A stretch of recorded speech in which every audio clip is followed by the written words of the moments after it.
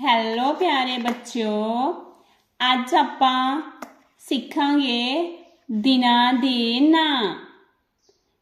ਐਤਵਾਰ, ਸੋਮਵਾਰ, ਮੰਗਲਵਾਰ, ਬੁੱਧਵਾਰ, ਵੀਰਵਾਰ, शुक्रवार, शनिवार।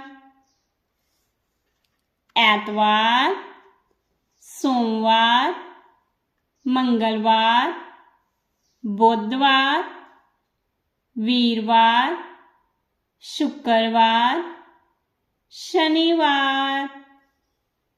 ऐतवार, सोमवार, मंगलवार, बुधवार, वीरवार, शुक्रवार, शनिवार। Thanks for watching.